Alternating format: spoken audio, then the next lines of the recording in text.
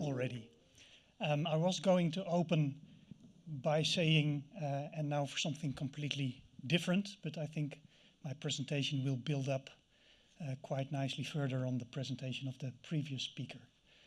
Thank you, DSA, for the invitation to speak. It's great to be back in Dubai again. I was also here at the WRC 23, so it's great to visit Dubai again. My name is Martijn Meijers. I'm one of the directors at the Dutch Authority for Digital Infrastructure. In Dutch, that is the RDI. And I take the opportunity today to inform you about an experiment, a pilot that we have been running as a regulator over the last year. Kind of an experiment. We call it the DSMS, a pilot, where DSMS stands for Dynamic Spectrum Management and Sharing. And as we understand it, it's quite a groundbreaking initiative. So I hope it's interesting to you. Just some words on our organization. We are a regulator in the Netherlands. We are part of the Ministry of Economic Affairs. Large part of our work field is in spectrum management, licensing, etc. But more and more we are also taking on tasks with regard to all the cybersecurity regulation that's coming from Europe, from Brussels, like the NIS regulation, the CRA, and also the AI Act. But also in charge of spectrum management. Just a bit of context on the pilot that we have undertaken. Being a regulator in spectrum management, we're always looking for the most optimal use of spectrum. Of course, being it a limited resource, it's a scarce, limited resource, and we want to make the most optimal use of it. We've heard it many times this morning. In our view, the DSMS pilot very well fits to this task, to this ambition, be an innovative experiment that may very well fuel the international debate on spectrum sharing. So that's why we have started this pilot, this experiment 1.5 years ago.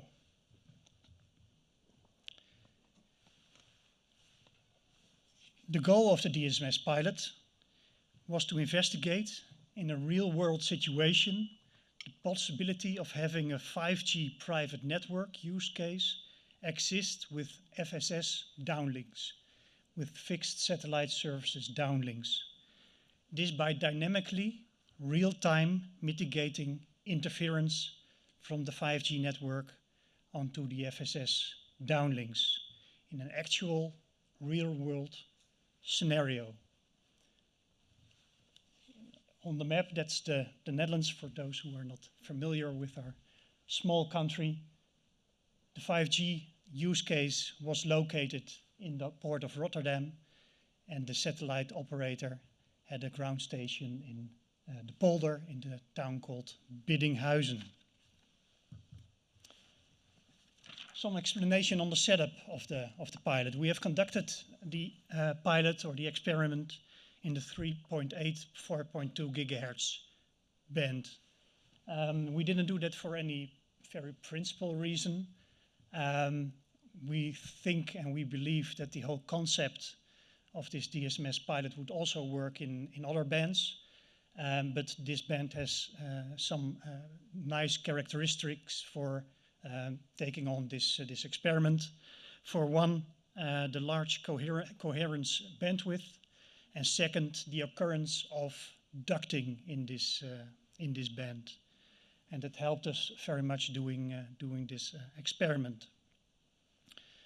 In this band, in the Netherlands, FSS is the primary allocation, and the goal of the experiment was to investigate whether or not it would be possible to introduce a second allocation in this band, being a 5G private network use case.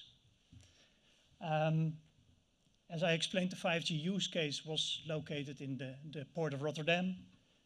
and the FSS downlinks operated from Biddinghuizen in the polder.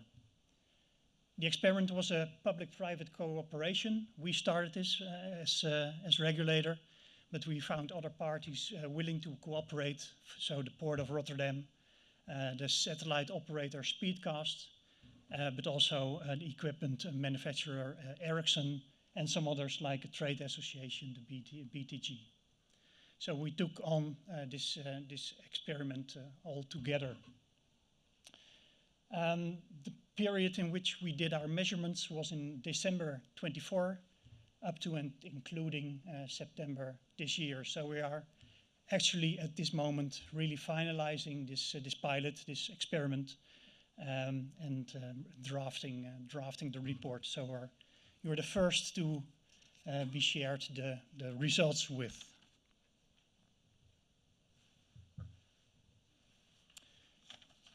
Here, just a picture of how the pilot works.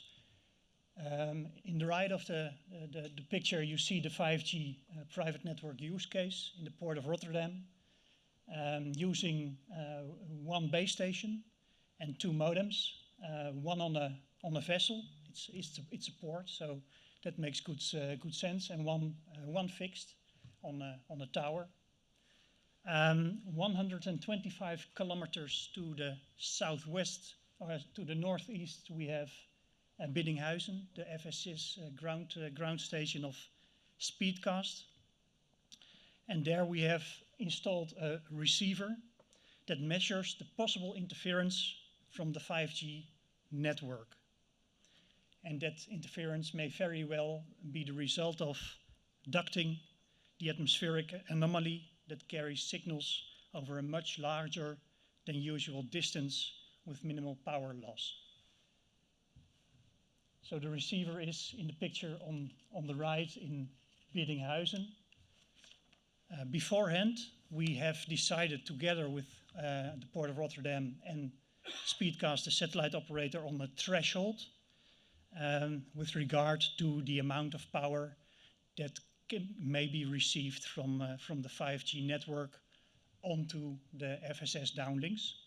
And if the power is now higher, exceeds the threshold, and thus endangers the service of the satellite operator, the DSMS adaptive control engine kicks in and reduces automatically the transmit power of the base station in the Port of Rotterdam. So the receiver and the smart engine make it possible to, at the same time, when interference starts to emerge, to lower the transmit power of the 5G use case in Rotterdam. One small complication that at the beginning of the pilot we found out that Biddinghuizen and the Port of Rotterdam are too far apart to be able to receive a 5G signal in Biddinghuizen at all. So we repaired that by using a beacon reference signal that actually more or less mimics the 5G output from the harbor. Just call it a workaround that didn't influence the rest of the experiment. So that's the layout of the experiment. The FSS responding, the smart engine responding to possible interference, turning down the power in the harbor, preventing degradation of the FSS service.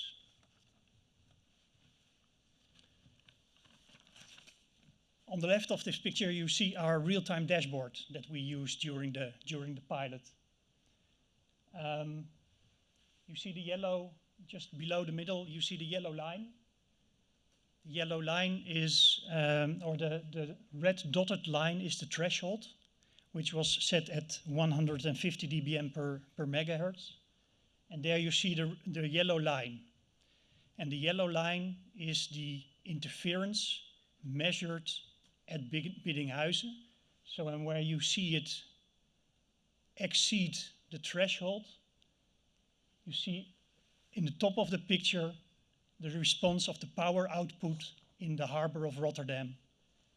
So when the yellow line goes above the threshold, you see a lowering of the output, the signal power from the harbor in Rotterdam, which also, of course, has an effect on the data throughput in the 5G use case on the lower part of the dashboard. So here you see it working. The power in Rotterdam responds to the interference that is received in Biddinghuizen, and that also implicates the data throughput. So you have two communicating applications in the same bandwidth. And where the interference goes quite a lot above the threshold, you even see a total shutdown of the power of the use case in the harbor of Rotterdam, resulting in a flat line.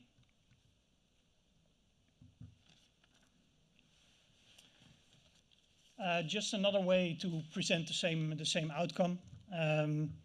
Important is to stress that all steps, including the measuring of exceedance of the threshold and reducing the 5G transmit power, happen instantaneously, thus keeping the satellite server safe from degradation. There has never been any impact on the quality of service of the satellite operator during this pilot.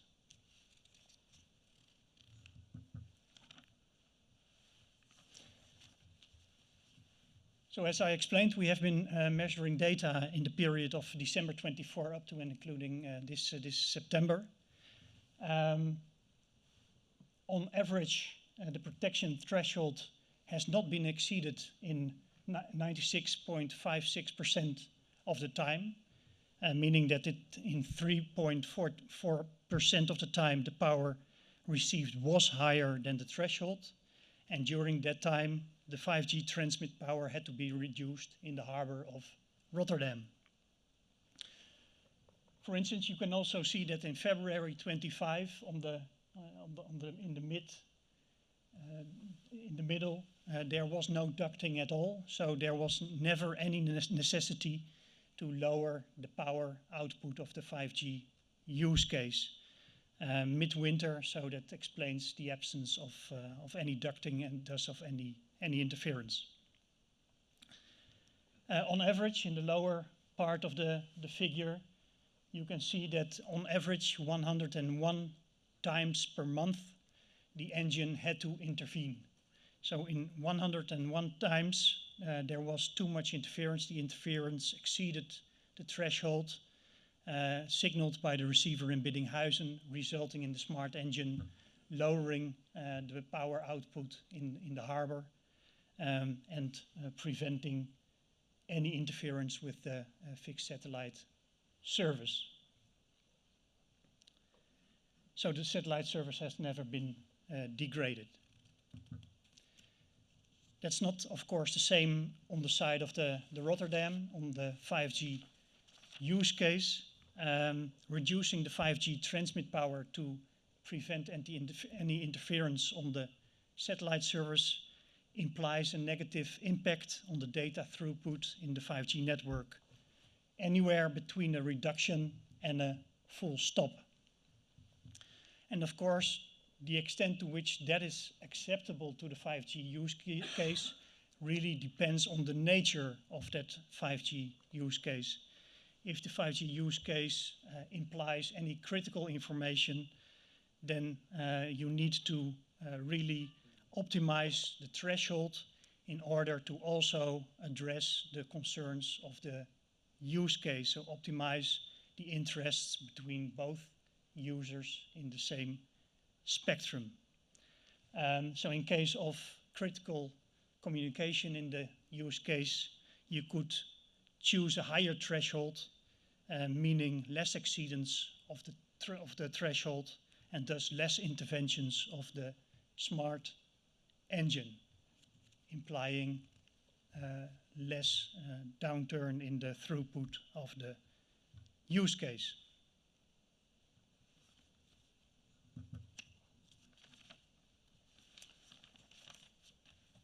Just wrapping up, we are now finalizing the pilot, writing up the report. All the hardware has been dismantled last month, and we expect to publish the report later this year, beginning of 26 at the latest.